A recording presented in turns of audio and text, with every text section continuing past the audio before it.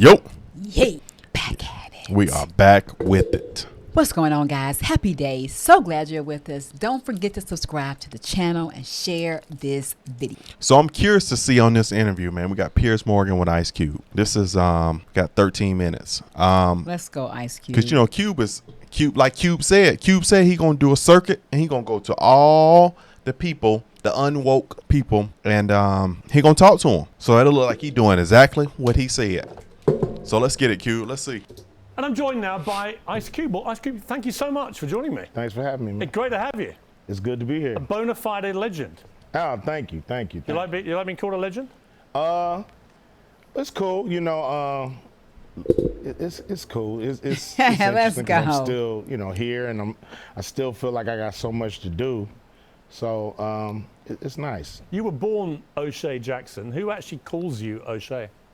My mom, That's my parents. pops, my wife, my brothers and sisters sometimes, but mostly everybody call me Cube. Yeah, Is I was gonna O'Shea say Cube. different to Cube? Yeah. In what way? O'Shea's my real name, and when I hear that, I'm either looking for my family or a check. You know what I mean? Call me O'Shea. Hope you got a check. And Cube is what my friends been calling me since I was 12 years old. Let me ask you this. There's been a lot of stuff about the state of the world, about the state of America. Where do you see things right now? I think people are very polarized in all kind of ways. People are afraid to speak out because of the cancel culture that we have today. So I just think, people are afraid and they're running to their corners, In a way, it is a cancer. I was just about to say behaves that. like It that. is like it does, a cancer. because it I was makes just about to not say only that. the person that's getting canceled, they're trying to shut them up, but anybody's watching now, they shut up because they say, if it can happen to this guy, It's gonna happen to it can me. happen to me. Yep. So by smashing somebody who says something that you might not like and canceling them, it actually reverberates throughout the whole community, and everybody now is watching what they say all the time. Well, what's the answer to this? Because I think it's crazy that in a democracy like the United States, like the United Kingdom, that people are too frightened to speak their mind, to say what they think. What do we do about this? I think you say what you want to say, and to hell with the consequences. You got to be willing to fight for your rights. That's right. And fight for what you believe in. That's right. And if you're a person who believes in freedom of speech, you have to fight and say what you feel and let the chips fall where they may, and stand on that. And, it may not be an easy road, but I think you feel better about yourself when you say what needs to be said. That's right. At the time it needs to be said, and Amen. not afterwards where you go home and think, I should have said this Yes. Yeah, that sucks. when that guy was there, or when I was there, I should have said that and I didn't. Well, you can That definitely- haunts you more. You can definitely say what the hell you like on this show. It's Well, called it's called Uncensored for a reason. Well, that's why I'm here, man. That's You've what always I'm been all about. uncensored. Let me ask you this. Is America more racist or less racist than when you were a kid?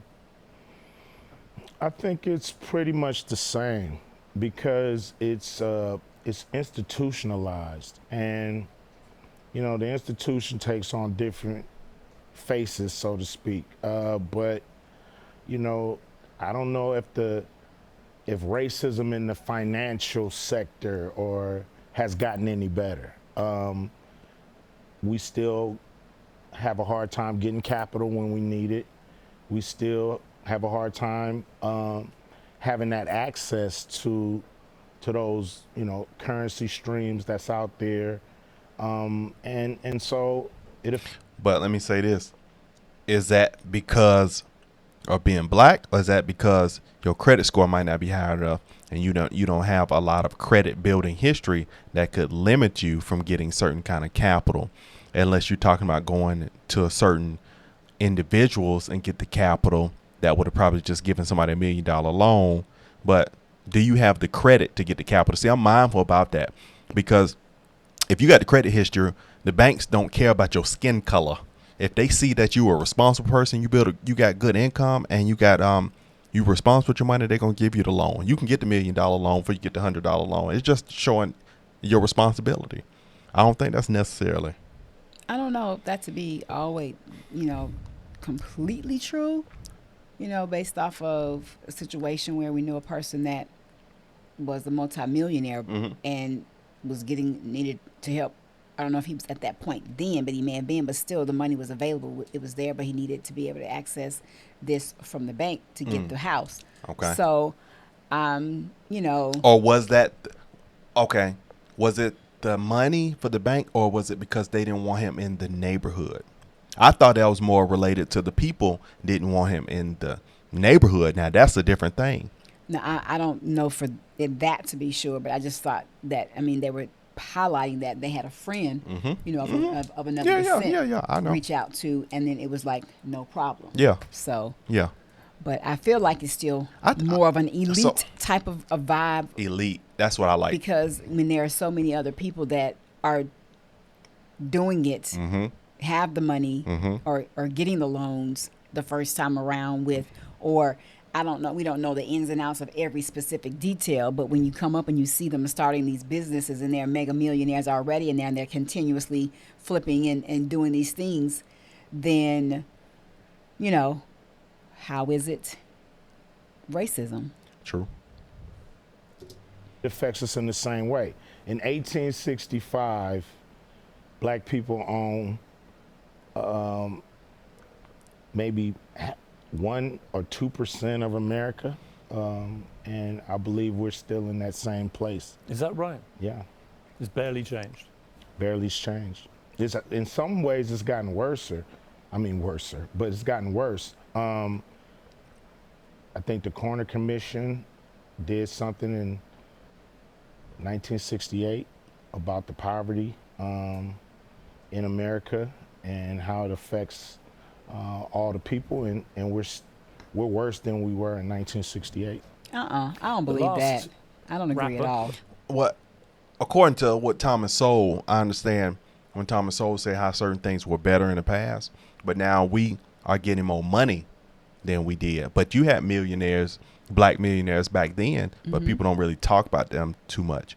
But I think now we have black people become millionaires way easier and way quicker and on the regular. Okay, let's say. But I ain't gonna say about worse. Well, maybe from saying on welfare. If people, family get caught up in welfare systems, that'll make you worse than back then. And maybe there are certain things and aspects of our culture and how we may be in society is worse than how we were back. Well, I know that is true. I know that's to be true because they didn't have guns and they didn't have violence, on each other during those times. Yeah, that was worse. That was better. I get that, but I don't think in every area it's worse. No. Yeah, of course not. Of course not. There may be some, like you said. I believe the whole thing between what Thomas Sowell said about between how the welfare system wasn't live at a certain period of time, and all the family was in the home, and then the welfare system came, and then that's when things start falling down. I think that's the difference between worse then and worse now, because now a lot of poverty mindsets happen. Generations of poverty mindsets came after that. But wealth, a person can get on the internet, sell product and sell products and make be multi-million dollars. So I don't know. I don't disagree. I don't want to have. I'm scared of that poverty. We black and we can't make it mindset. That makes me real nervous. I interviewed in this very studio was Kanye West. Yeah. You've had a wobbly relationship with him, but you're back on track. I read that you saw him, in fact, a few days ago. Yeah, a couple of weeks ago. We were always cool. He spoke my name without really explaining what he meant, and I just really couldn't leave that statement out there without, he never explained what he meant, and so I had to, kind of rebut that. But since then we've talked, and I think Ye understands that generalizing will always get you in more hot water than being very specific. You know, you can. Because I haven't really seen very much of him specific. since I interviewed him. Yeah. He's kind of disappeared. I mean, how is he? How's he dealing with what's happened to him? I believe he's doing great. You know, he's still, you know, dealing with some people trying to hold on to his money. But for the most part, I believe he's in a good space. I think he's, you know, learned a lot from this past year, and, you know, hopefully he'll come out better on the other side. When you saw some of the crazier things he was saying, the anti-Semitic statements he was making, what did you feel as someone who knew him well? What did you feel about that? I felt that if he was really upset with specific people, that the message he was saying would kind of hijack what he's really upset about, you know, and you know, that's kind of what happened. You just can't generalize. You have to be specific, especially if you're talking about anybody, any race of people. You have to be specific on who exactly you're talking about. Let's talk about the music industry. Huge amount of attention being given to artificial intelligence now. Yeah. Clearly it has awesome power, not least to replicate how people like you would make music. What do you feel about that? I think it's terrible. I think it's gonna make people lazier, less creative. You know, could you imagine if an actor, like if I decided not to do a sequel and the movie company said, we have the rights to your likeness. Right. We're gonna put you in the sequel whether you want to be or not, because Right. we have the right to. So now they use AI to put Ice Cube in a movie I don't want to be in, saying things I don't want to say and doing things I wouldn't do. So to me, that's terrible. Or taking an artist that's passed away and having them do a new song with lyrics that they may not agree with. It's just, you know, it's a slippery slope that will hurt us more than it will help us. Is there a benefit that you can see where you could use AI to enhance what you do? I mean, we use, you know, automation here and there to help advance and make us sound better. But, you know, once you take the paintbrush out of the painter's hand, is it really a painting from him, you know? Right. Well, it's an interesting question, isn't it? Is it? I mean, I don't know. Yeah, like if somebody does, I feel like, you know, it's all in perspective. Yeah. And I really see how, you know, can just see how he thinks. Yeah. So I'm thinking AI is a great tool, Me but too. he's thinking that, It's a terrible tool. yeah, and he's giving you another perspective to look at it. But I think it can make people lazy. However, for those creators who use it to be able to get different ideas to help, you know, with song lyrics, you know, or whatever, it's a great tool to use. I don't think it should be abused, but it definitely can serve a valuable purpose. I think not only does it serve a value purpose, but it saves the artist time. You can be creative. I can be creative over here and I can go over and do this, versus if I'm just right here in the lab, only doing it this way, it takes way more time than I could when I can be laying this music, go spend time with my family, go back and lay this music. I can go over here and do this voiceover. You know, I think you get more your time back with the technology. Yeah. Just the other thing is, people that aren't as creative can create just as good as you, even though they might not have your talent, but they can be on the same certain level with the technology. a Ice Cube AI song, how could it be an Ice Cube song? It's an artificial, it's like a mannequin or a puppet, or, you know, that's how I look at it. It's not real. Do you think it's going to kill us all, artificial intelligence? I interviewed Professor Stephen Hawking before he died. And I said, what's the biggest threat to mankind? He said, when artificial intelligence learns to self-design. That's it. Yeah, I think Does it itself. you know, it's already figuring us out in a lot of different ways. I've heard that it's learn how to lie. Yeah. Wow. You know, this is the, you know, in every science fiction movie, this is the beginning of the Yes. end. Yes. Yeah, definitely.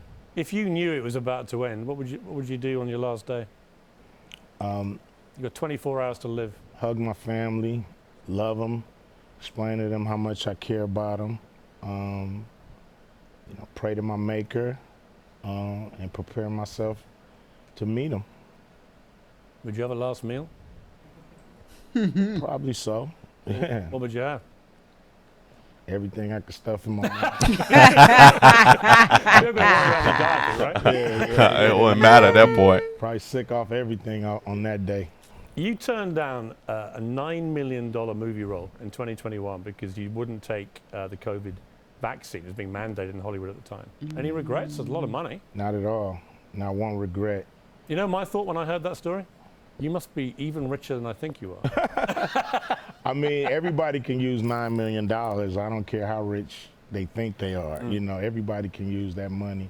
I could have used that money. My family could have used that money. But I felt like, you know, your health is worth more than all the money in the world. Yeah. Because if you had all the money in the world and you wasn't healthy, you would use that money to get healthy. So, to me, it was an experimental drug, and they had no time to really see the long-term effects. Like most, and I'm vaccinated. I've been vaccinated when I was a kid, but these are drugs that have been tested for decades, and you know pretty much most of the side effects. I mean, ultimately, I felt about COVID vaccines that once it was established against what they initially thought, that you could still transmit the virus whether you were vaccinated or not, to me it becomes a personal choice. Then it's down to you.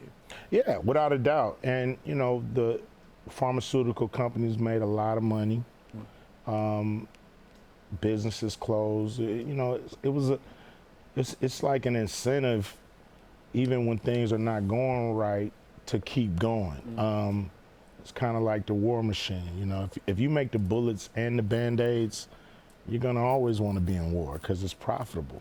Have you worked out who Makes you're going to sense. vote for next year? No. It's what we would call in Britain a Hobsons Choice.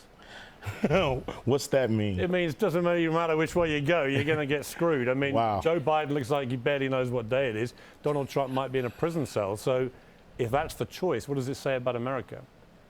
Greatest That- country on earth. You know, America needs to re-examine where we are, where we're going, who we want to lead us, and what kind of country we actually want to be. You know, a lot of choices. You know, I've become independent in all this because I like to sit back and see, you know, who's really gonna be the best choice. Unfortunately, the choices are not always top notch, so to speak. Have you thought of running yourself? Oh, I would never run. There might be I a would vacancy now. Kanye Nah, ceded the territory. Nah, I don't want to be a politician. You know, they can king me. They can make me king. I'll be a king. Well, actually, I always felt if it hadn't been for King George III being so useless, you could still have the monarchy here, and it could be King Piers. I mean, right? Maybe I could share the throne with you. yeah. King Piers and King Cube. What do you think? Hey, I think it's only room for one king, man. You know what I'm saying? Are you telling me to move aside, eh? All right, I'll cede monarchical power to King Cube, okay? Thank you. Appreciate it. Great to see you. Thank you Good very to much. see you always, Really Piers. good. Was Cube nervous? Nervous. No, I mean, I just feel like he was processing the information and wanted to make sure he understood the questions And he said it answered, right, yeah. appropriately based off of the response. So I think he was moving, you know, with intention. And no regrets for the responses. But I will say, you know, I can kind of get an idea of the way he thinks, and I don't really necessarily agree with it wholeheartedly. Me Some either. points I did, and other points I'm like, no. And this me is too. just how I feel. One of my people who commented on my last video, go check me out on Snappolitical. Snappolitical, Why I go changed my check. political party. They mentioned, you know, that they were also independent, and I said, no vote, no voice. So, I mean, why are you sitting back watching? You need to be making a decision so you can have a voice. because people who still don't vote have opinions and want to make suggestions and say, you know, this and say that. You know, make your voice count with taking time. Now we have time to really sit and dive in to see. We know what Trump is going to do because he's already led before, and he's going to do even better once he gets back in office. All right. Vivek is coming up. He's showing you what he's telling you. He's, you know, people are listening, and he also came from the business sector. So his mindset is also, it seems, very different than people who are straight policy the Politician. whole Yeah. time Yeah. versus someone who's coming from the business sector. So, you know, DeSantis it seems like he has fallen way back. Yeah. You still got Tim Scott in there. So it's so many, but no, Biden, I don't, you know, and I don't want to turn this into that video, but I just feel like, you know, no vote, no voice. No vote, no voice. I think that was a good interview. I think Cube was, it felt really reserved. I just think he But I was feel being like- intentional. I got you, but I know he said he's gonna go out there and speak the truth and do all these tours. But you need, but I mean, maybe I guess because they only asked him certain questions. But he said he's gonna go and tell the truth about this and that. But on that one, it just felt a little bit like, Well, Piers I'm a little wasn't uncomfortable. asking him them deep dive, thought-provoking questions either, Yeah. and I was zooming into that. I was Yeah. like, okay, you know, you tiptoeing around some things. He mentioned about, you know, Mm-hmm. politics, but he didn't dive into issues. He mentioned about how he felt America was between now and the time he grew up. So that could have segue into Ice Cube true. diving in a little bit more than he did. Yeah. But, you know, Piers could have also asked him some other questions, but those questions may have been out of his range of information to be able to answer, True. you know, that time. appropriately. So, Okay. but Okay. I think he did fairly I think well that was okay. overall. I think it was okay Yeah, interview. but I was wanted expecting. to I was hear some expecting a more. little bit more. Yeah, I wanted to hear some of the issues that, you know, he wants to address, and not just from a stance of Asked you a question about the you know, if you're gonna die in 24 hours. I want to hear some questions. right, not from a stance. So what really pissed you off about the Racism. thing and blah blah blah? You know what I'm saying? Okay. Like, comment, subscribe. Don't take a nose dive. Comment down in the section below if you want some more. See you guys on the next video. Love you. Appreciate all your support. See you on the next one. Yeah. Bye.